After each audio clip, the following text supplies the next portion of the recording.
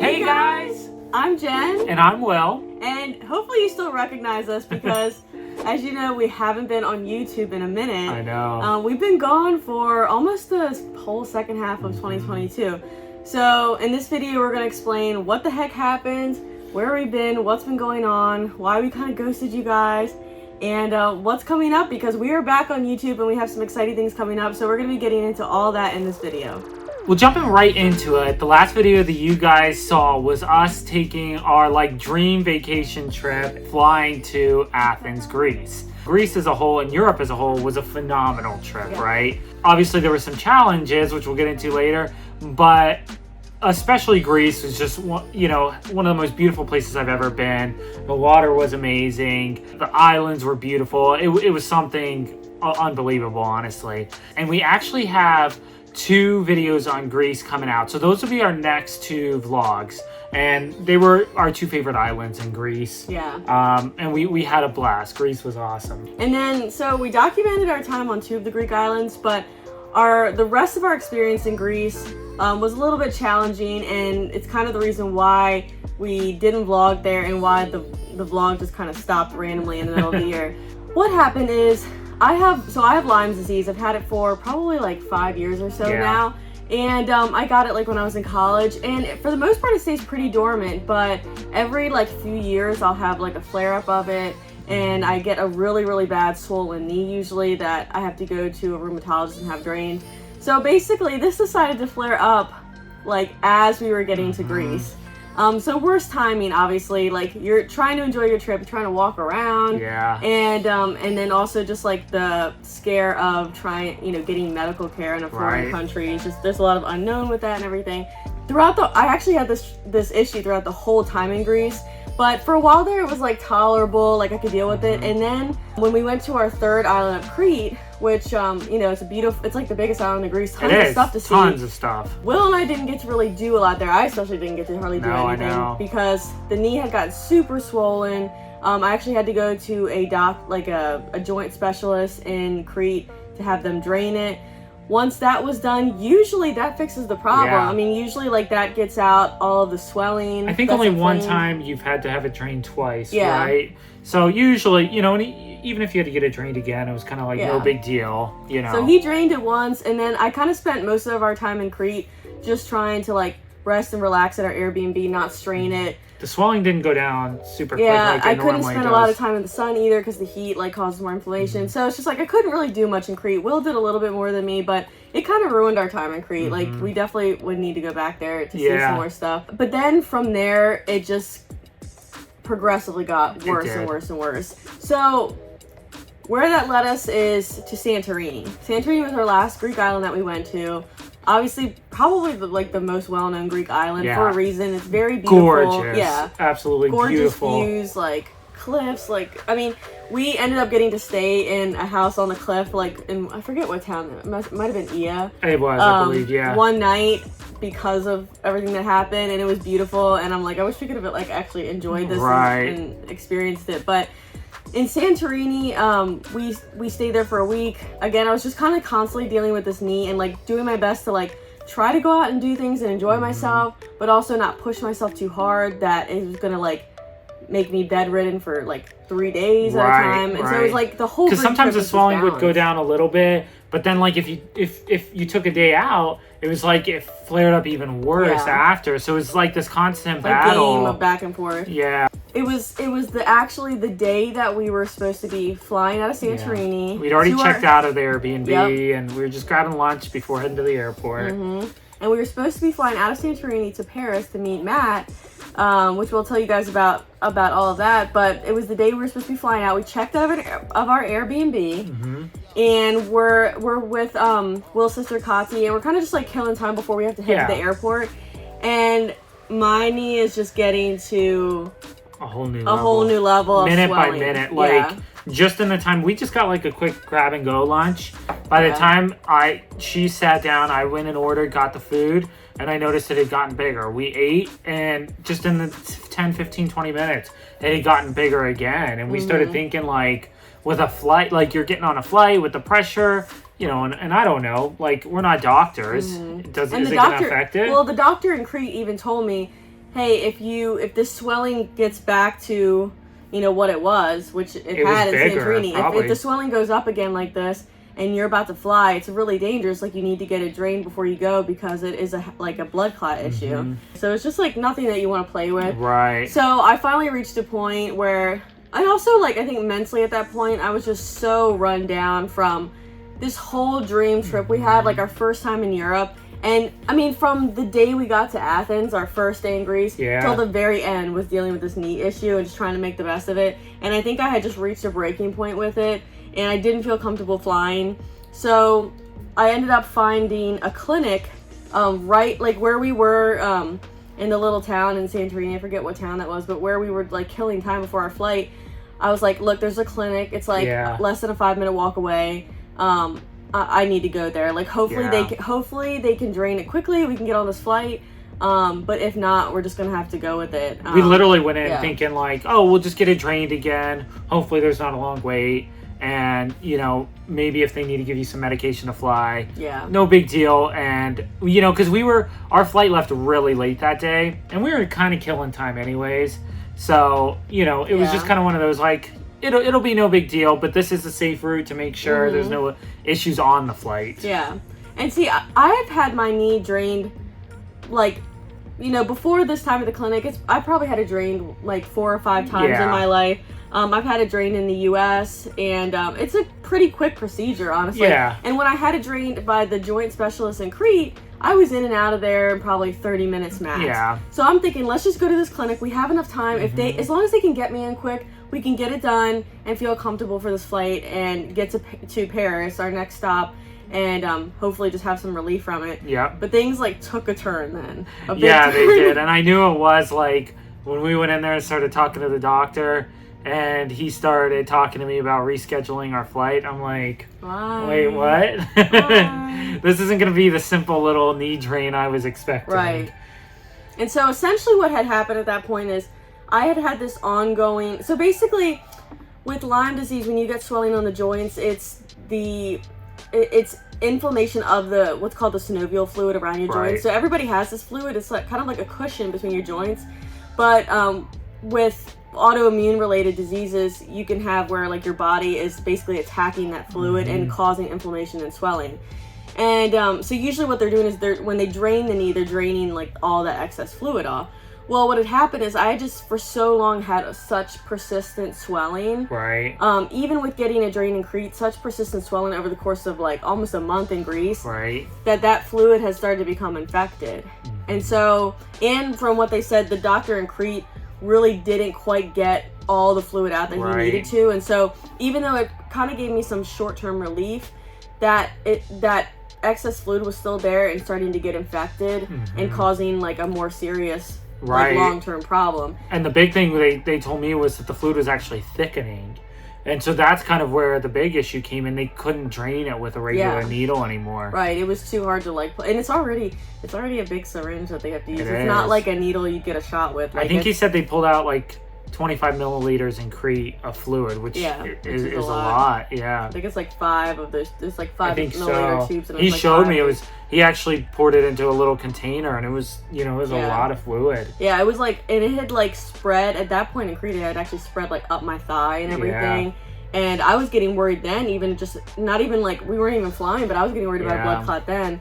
So, anyways, back to we're at the clinic in Santorini, and they're like basically, hey, we can't just drain it like you normally would have done. Right. This is going to require a minor surgical procedure because the fluid is so thick that we have to. They have to cut it. They have to do an incision, to get in there and like actually drain it out with something larger. And you're gonna have to be under anesthesia and all this stuff. Yeah. And even like I know all of that now, but at the time we were still trying to like figure out what they were really saying, because keep in mind there's like a language barrier with all this. There was a huge because they spoke broken English. I would say you could totally you could understand what they were saying, but when it's something so important and you're really trying to pay attention to every detail. It was hard to get. It was very hard. You were getting like piecemeal like information, and like there was a lot of times where I kind of got some of what they were saying, but I was still like they would leave the room and I'm just like, but I don't understand why they have to do that. And it was just there was a point where we got so frustrated. I told Jen, I'm like, you know, we need to leave the hospital. And part of it too, with the language barrier and a little bit of a cultural difference, like they were getting frustrated with us too, to be honest, like re-asking questions, and so we started to feel a little uncomfortable. So I'm like, you know what, we're not doing this. I want you to be 100% comfortable. And so we went back to the hotel, and we called our primary care doctor to run everything they were saying by her, which I think really helped ease our mind.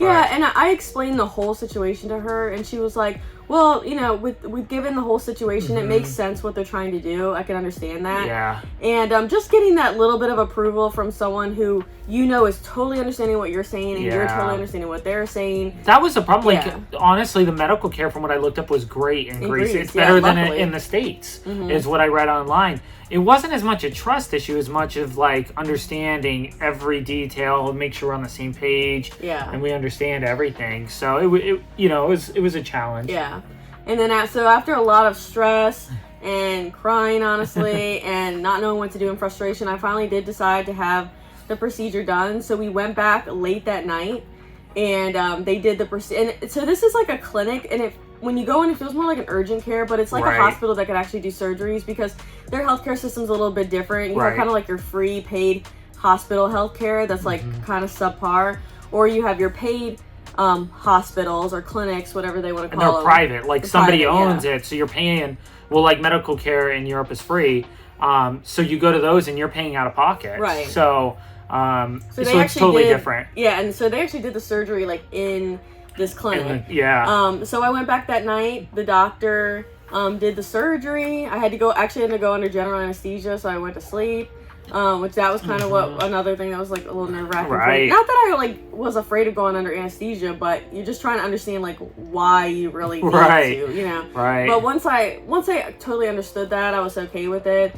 And obviously she had a lot of fluid. Right. They drained 25 milliliters in Crete, and when the doctor came back to tell me everything went good, he showed me a picture and he said, this time we drained about 140 milliliters. I didn't even know that. Yeah. Jeez. And he showed me a picture. Well, because they got everything out. It was just like bowls, like these metal bowls just full of fluid. Yeah. And he said that doesn't even account for a lot of the stuff that like overspilled onto the, you know, the sheets and all that. So I didn't know that. I don't ever want to know anymore.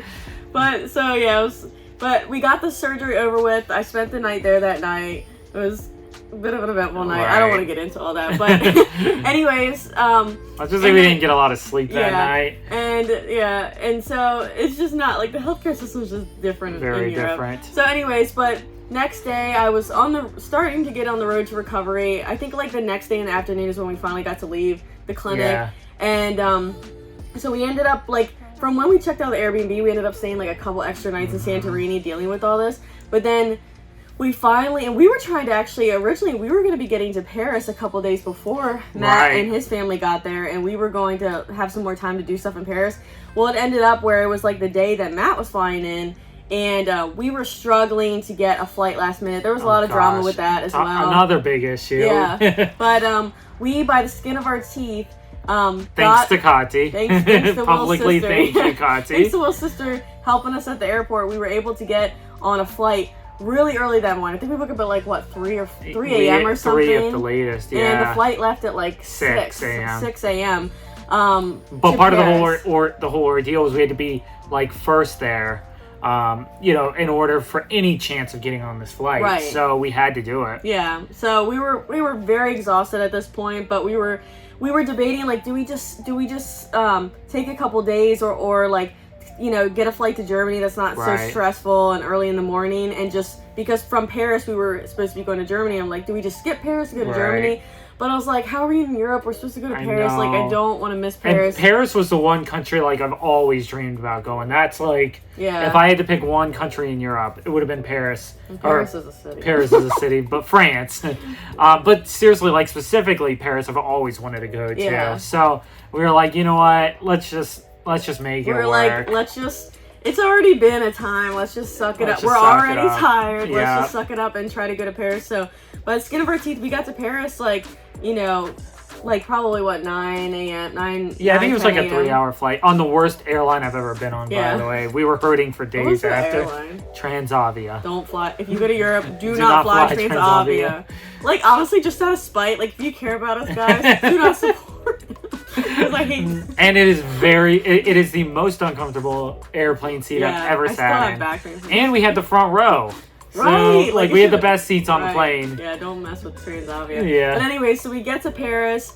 We have an amazing time, amazing 24 hours. Okay, that was the in best Paris. 24 hours ever. Like it was funny because we got in the morning. Me, Will, and Kati went straight to the hotel, got a nap in. Then when Matt and his family got to the hotel, we all just kind of like got our stuff together, got ready, and went out for the day. They were tired too. It worked out well because their flight left, out of DC like late that night, the night before. Mm-hmm. So all night they were flying, and they got in like almost the same time we did, but they were at a bigger airport and further from the hotel, so they got in like to the hotel later. Yeah. But we were all in the same boat, just exhausted, but so excited for Paris. I know. I couldn't believe how much we did in one day. We saw the Arc de Triomphe. We saw the Eiffel Tower. And then like that night we went on a river dinner cruise, and we saw like the Eiffel Tower all lit up in lights. Saw a lot of the city like lunch from the Seine River. Yeah, we got lunch at a little cafe right in this Paris street. So we did a lot, and then the next day, like in the afternoon, we boarded the train from Paris to Dusseldorf, Germany. And that was kind of the reason like Matt was coming over in the first place, is to go to the Dusseldorf Caravan Salon is what it's called. Caravan Salon. Yep.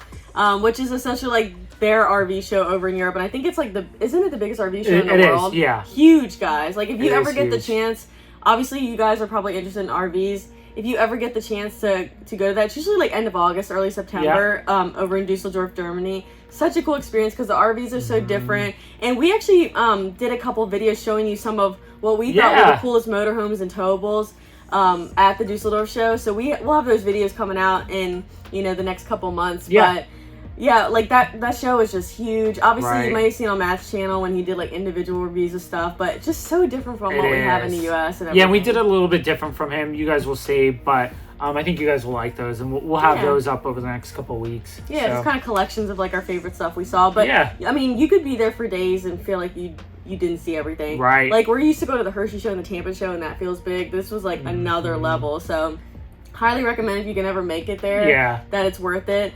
But then we spent a little bit of time in Germany, and then we actually boarded the train back over to London. Yeah. In London, we spent about 5 days in, and that was such a great time. And I love London too, honestly. I know. I loved Paris the most, but London was also a lot of fun. Very cool city. And the nice thing for me was that by that point, my knee was starting to heal enough that I felt like I could go, like, for a lot of Paris, I felt like freaking Humpty Dumpty walking around. Germany was getting better. Yeah, but still not too bad. Hard. But then by London, I was really starting to get back to normal and felt like I could enjoy myself. We did the London Eye. Oh yeah. London Tower. We saw Buckingham Palace, Big Ben. That was cool. And the cool thing about London, sorry, I just thought of this. No, you're fine. The day that we were flying out of London, we were sitting on the plane. Was the day that the Queen died. Yeah. What are the chances of that? It was crazy. Talk about feeling like a weird coincidence type moment, like what the heck is going on? So I got like a little under the weather in London, and everybody else the day before went to see the changing of the guards. Well, the next day I was feeling a little bit better, so Kati was like, well, I'll go with you because I really wanted to see it. That was the last changing of the guards before the Queen died. Saw the last changing of the guards. That's so crazy. And we were sitting on the flight on the tarmac when the pilot came on and announced that the Queen had passed, and that was like a very surreal moment. I believe the Queen had the longest reign of any queen in Great Britain history. Right. And it's just like we're there in London the day that she passes away. So that was like bitter London. It was like not a bittersweet. I don't want to say bittersweet, just a bitter end, I guess. Yeah. Like just sad, but also I can't believe we're here when this is happening. Right. But overall we had a really good time. It was in London. Great. Yeah, London was awesome. And then I'll kind of do a brief fast forward because I know this video is getting on, but do a brief fast forward of just so you guys can be caught up on what has happened since then. So we came back over and immediately we went up to the Hershey show and worked, which we do most years. So if we met any of you guys at the Hershey show, thanks so much for coming by. Yeah. Hershey show is always fun. And then right after that, we actually went to the RV open house in Elkhart, Indiana, which is, that was actually really, that was my first year going to that for me. And I really liked it because it's like literally your first look into like the RVs that are coming out the next year. Yeah, I mean, you get to see everything before, you know, that's what, like, the actual dealerships are going up, and, like, the manufacturers are hosting the dealership representatives to show them the product and hopefully get them to, like, buy it for their store. And so, but we get to see it to film it, and it was just cool getting to, like, see this new stuff before anyone else does, you know? But yeah, after that, did we head home? I think we headed home for a little bit. Yeah. Which home... has a little bit of a different meaning now. Yeah. Because right before we went to Europe, we actually bought a house right down the road from where we lived before, but we used to live in like a townhouse. And we've always wanted to have a home base that we could rent out, but also have it as like a place to come back with the RV. Yeah. Have a nice driveway and space to park the RV and stay when we want to be home with family for the holidays. And so we finally bought a property like that, and so we're not going to go into detail because we actually have a whole video coming out giving you guys a tour of the place. There's a lot of like unique stuff with this. You guys will definitely want to check out that video. It's a cool video. Like, it's a cool house, honestly. It's not just any house. So there's some cool stuff with it. Yeah. Yeah, but we'll get into that with that video, which will be out in a couple weeks. But so we bought that right before we went to Europe, and so then after we left open house, we kind of went back there, settled in for a little bit, took a break. And then I think the next thing after that was at the Lippert Getaway down in Georgia. That was a super fun time. If you guys don't know, the Lippert Getaway is Lippert's rally, and this was their second one that they've done. Right. And it was a blast. I mean, they had lots of awesome technical seminars. Yeah. Lifestyle seminars. Lippert knows how to throw a party. Right. Fun and games. Every night there was a dinner. They had a comedian and musicians and stuff. So it was a lot of fun, and we got to connect with some of our other friends who are Lippert brand ambassadors. Honestly, all the people we work with at Lippert, I feel like are our best They're friends. the best people. I think after Florida, right? We drove down to Florida. That's when most of you guys probably already saw we transitioned to start working with General RV again. And then after just like all this chaos and like it had been so much travel and so much work, honestly, we decided to take a little getaway that was like no videos, no filming, no work, just us and enjoying time. So Matt and Andrea and us went on a cruise, which if you're looking for purely a very relaxing vacation where you don't have to plan a whole bunch and coordinate and get taxis and do this and do that, cruise is the best vacation. That's where it's at. Obviously very like, you know, Greece and Europe is a much better trip, but if you're looking for something easy-going, that's where it's at. So that was a lot of fun, and I'm sure we'll have pictures going up on the screen and all this stuff, but we didn't, like Will said, we didn't like do a lot of recording or anything on the cruise. We just tried to enjoy it. That cruise was like in November. And then we came back home right after. I think we did a little more filming. Came home, and back to Elkhart. Remember? No. We had Thanksgiving, right? Oh yeah, Thanksgiving. We had Thanksgiving. So after Thanksgiving, we actually started another project. Well, no, we restarted another project. Like we needed another project at that time. You guys know we have another fifth wheel, which is a Keystone Cougar, and we bought it 4 years ago with the intention of doing a full renovation and going full time, because like this is our avenue. This is what we wanted 4 years ago, but nobody was doing it. And like this look, light and bright, right? But we bought it 3-4 months before we got married, and you know we had all the wedding stuff, planning and all that, and then just get married and starting our life together. The Cougar kept getting pushed further and further back, and lo and behold, 4 years later, it's still not done. So we took that down to Florida, and we had some friends doing some work and finishing it up for us. And so you guys will see that on Wednesday's video. Guys, they did a phenomenal job. The inside looks spectacular. And you have to knock this out in like wait till you guys see what gosh, they we've been sitting on it for 4 years. They knocked it out in 2 weeks. Because like that was like their job for 2 weeks. They focused on that. And I just can't wait to show you. That will be coming like in a few days. This coming Wednesday. So make sure that if you guys aren't already, I'll mention that, I guess. you guys aren't already, make sure to hit the subscribe button and the notification bell, because then you get notified when new videos come out. So make sure you do that so you see that whole transformation on Wednesday, because that is just awesome. Right. Even if you're not looking to buy it, check it out because you guys will love it. But also like it, share it, because we have a lot of money invested in this RV. We are trying to sell it. Cool. So then, from there we went to Elkhart for a couple meetings to launch Liquefied. And we should have had a bottle here to show everybody. I'll put one. Okay. There you go.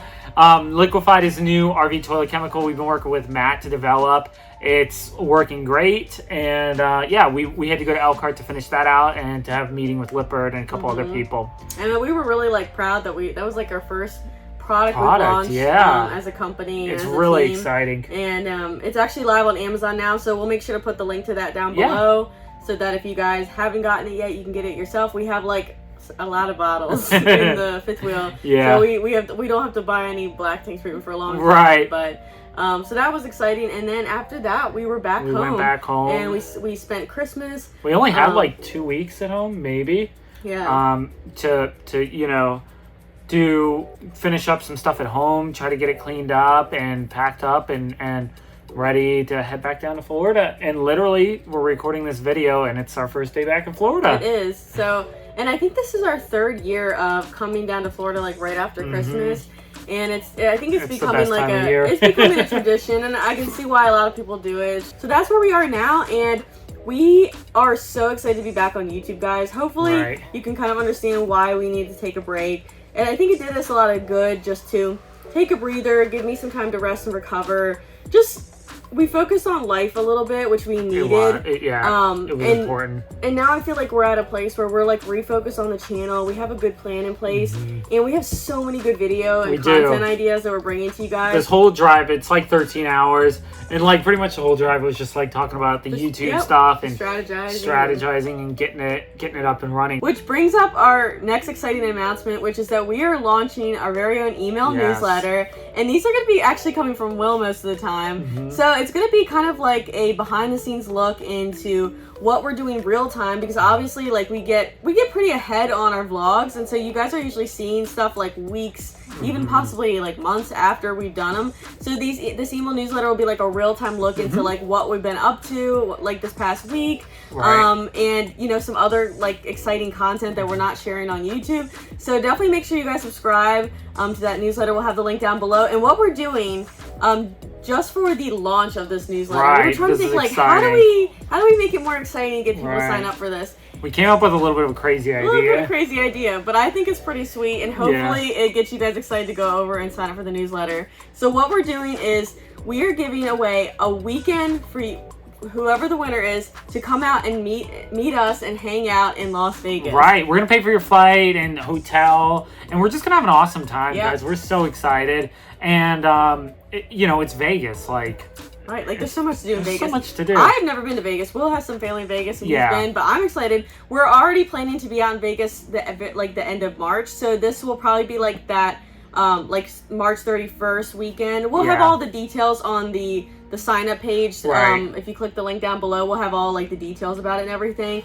But from January 1st to 15th, everyone who signs up for our email newsletter will be entered into the drawing. And at the end of that period, we'll draw a winner. And I'm just super excited to whoever wins to just have a whole weekend having a blast in Las Vegas. And literally, it's dedicated to the winner.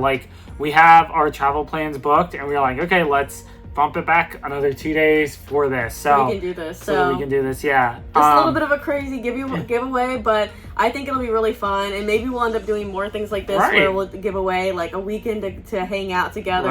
Because I just think that sounds super fun to kind of have little times hanging out with you guys. So again, make sure to check out that link down below if you want to sign up for the email newsletter. Even if you don't want to go to Vegas with us, still please sign up. Yes. Even if you can't go to Vegas. If you can't go to Vegas, I think we said we were going to do $500 Visa gift card. Yeah, to the winner. If it doesn't work for you, but hopefully it does. Yeah.